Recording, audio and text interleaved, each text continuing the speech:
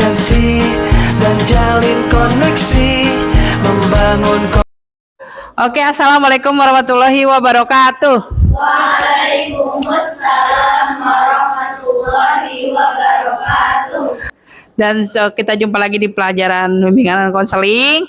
Hari ini Ibu akan membahas ya mengenai emosi. Bagaimana kita mengelola emosi. Sebelum mulai, Ibu minta dong kalian ada kertas selembar nggak? Selembar aja nggak apa-apa, nggak usah ditulis. Tugasnya kertasnya udah dipegang satu lembar aja. Sebenarnya satu tengah boleh berdua, nggak apa-apa. Udah, coba tunjukin ke depan. Oke, sekarang ini Ibu akan menceritakan suatu kisah, suatu dialog, bukan dialog, suatu cerita ya. Nanti kalian ekspresikan melalui kertas kalian.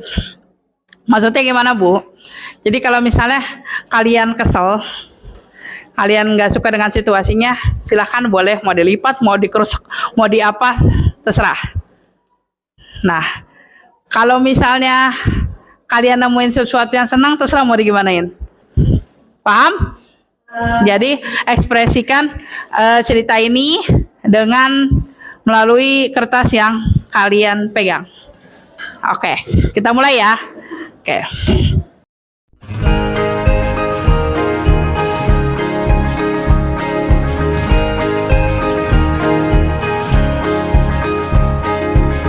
Murid mandiri dan kuat, tumbuh di lingkungan sehat, bersama guru yang hebat, penuh cinta dan bersahabat, mendidik dengan tulus, gunakan 7 jurus.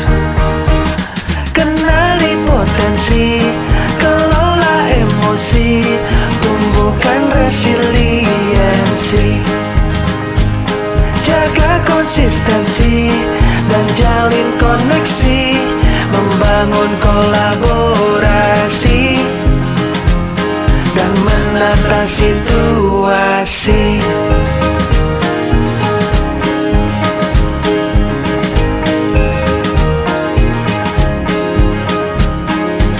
Udah? Oke, sekarang tunjukin kertasnya. Oke, macam-macam ya. Coba sini disorot ke sini. Coba ditunjuk. Coba lihat kertasnya, coba lihat. Lihatin tuh ke kamera, liatin kertasnya. Nah. Coba kertasnya ada yang lecek, ada yang masih bagus, ada yang lecek banget, ada ya macam-macam ya. Oke. Siapa yang kertasnya masih bagus, masih mulus, masih putih, tidak ada tekukan sama sekali, ada? 1, 2, mana lagi? Mana? Masih ada, itu ada. Oh, coba yang udah lecek banget, coba. Udah lecek banget itu. Oh, udah lecek banget. Oke. Siapa lagi yang udah lecek banget? Oke, boleh. Yang Ibu mau tanya dong ke yang lecek banget tadi siapa? Siapa yang lecek banget tadi? Siapa yang lecek banget? Oke, boleh deh. Kenapa tuh? Kenapa bisa lecek banget? Coba lihat. Gak apa-apa. Ibu pengen nanya. Kenapa bisa lecek banget? Ikutan kesel aja gitu ngedengerin. Ya, wajar dong ya. Kesel ya, udah tahu. Terus sempet gak pas udah kesel kayak dihalus-halusin lagi? Sempet gak? Ya. Kenapa ternyata? Ceritanya jadi kayak lumayan seneng gitu. Oke, jadi lumayan senang. Ada lagi yang kusut banget, siapa lagi nih yang kusut? Kenapa kok bisa kusut banget begini? Karena kalau jadi Rani pasti kesel banget. Kesel banget ya. Tapi ada nggak momen misalnya kamu ini halus-halusin lagi kertasnya? Apa dari awal udah kamu gituin? Dari awal. Dari awal udah kamu iniin. Tapi pas nemuin sesuatu yang menyenangkan, kamu gimanain? Iniin lagi. Oh iya. Sekarang Ibu balik nanya yang mulus, yang masih mulus. Ya, kenapa weh? Dia masih mulus loh kertasnya ya, kertasnya masih mulus ya.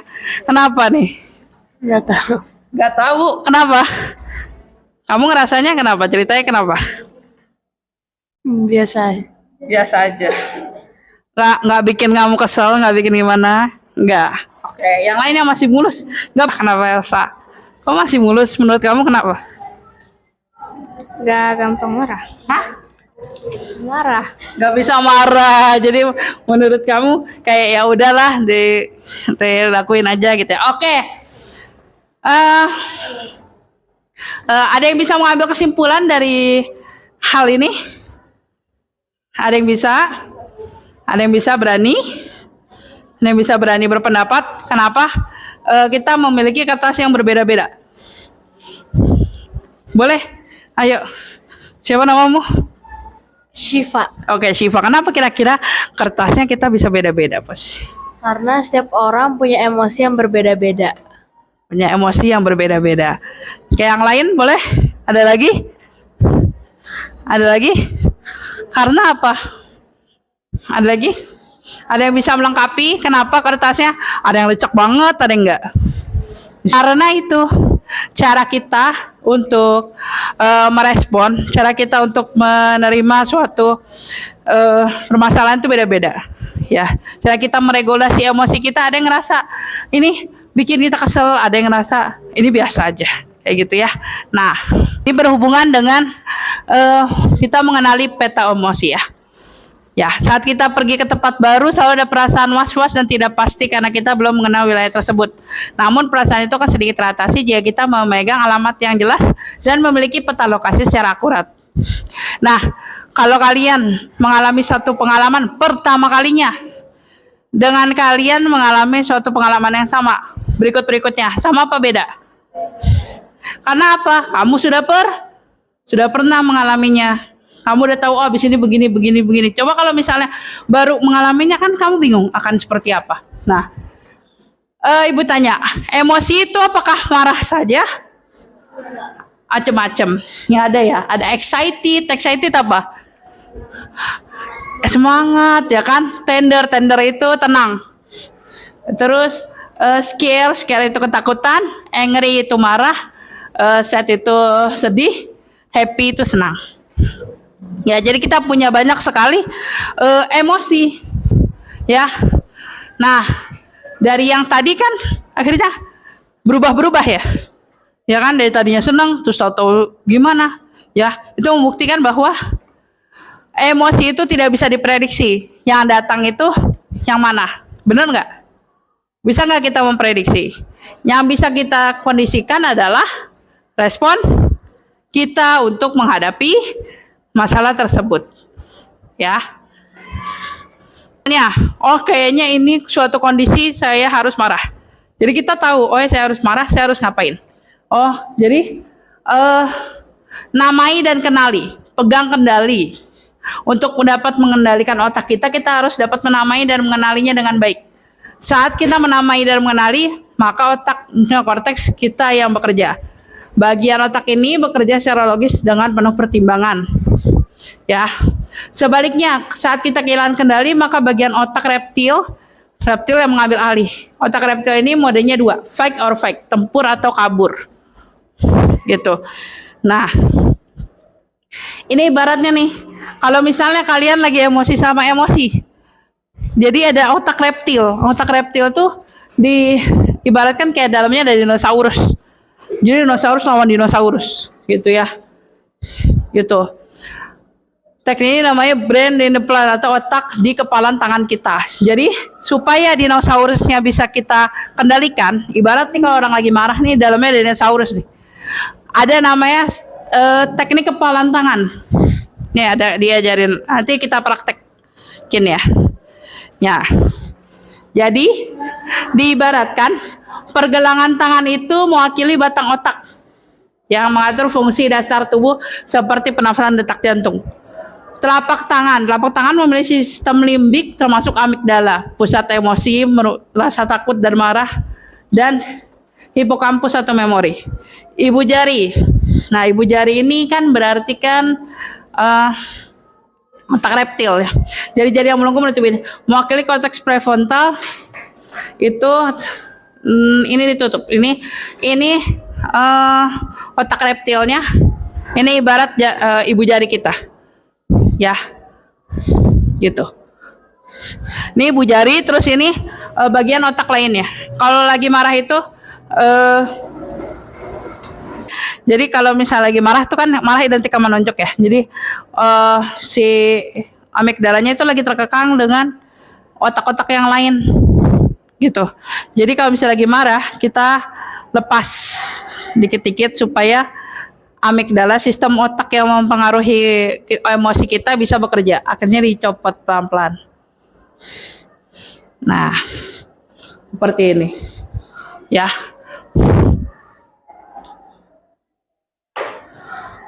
Nah, akhirnya kalau udah begini kan udah tenang. Tadinya kan begini, kayak kesel banget. Dah, akhirnya kita tutup kembali dengan pelan-pelan. Seperti itu.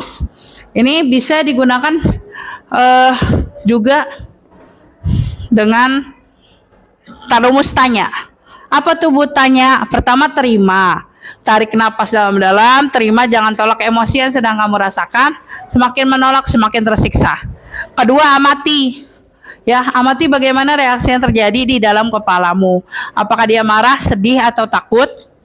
Yang ketiga, nikmati dengan duduk diam dan tetap tenang dalam kendali. Yakini bahwa kamu lebih hebat dan kuat daripada emosimu. Yakini kamu yang pegang kendali.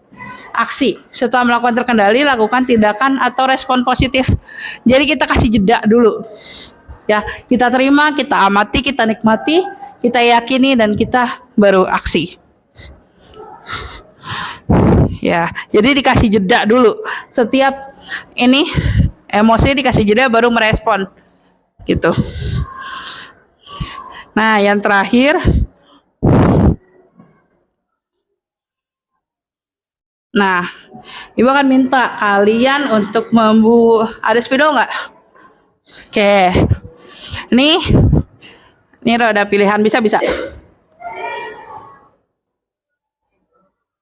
Nggak benar lagi lingkarannya. Nggak apalah. Ini ceritanya tengah-tengah nih ada berapa bagian? 1, 2, 3, 4, 5, 6, 8 bagian ya? Benar? Ya, oke.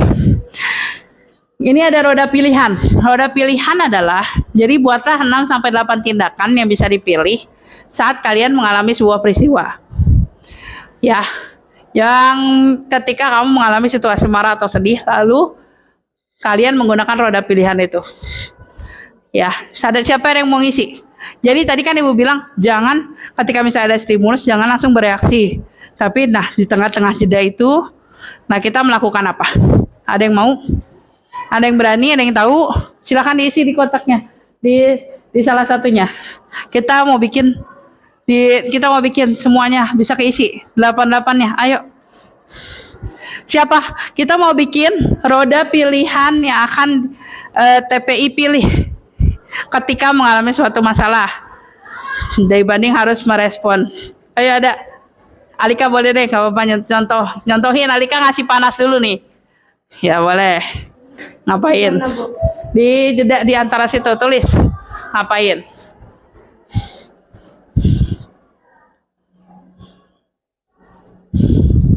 Oke, berpikir. Boleh. Ada lagi? Ayo. Ayo siapa lagi? Masih satu. Ayo yang lain. Ngerti gak maksudnya? Ya, jadi jeda ketika kamu mengalami suatu masalah, kan ada jeda tuh.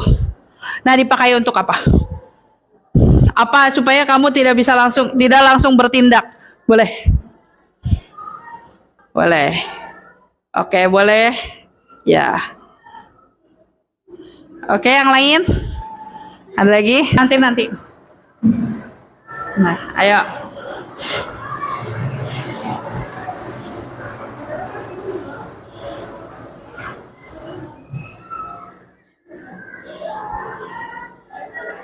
Bersabar. Oke, boleh. Siapa lagi?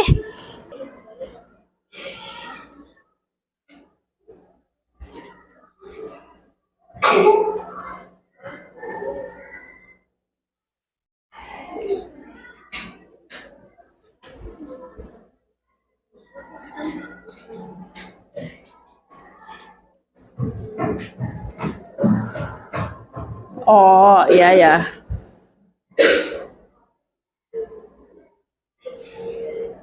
Oke. Memikirkan dampak dari tindakan, boleh. Ada lagi?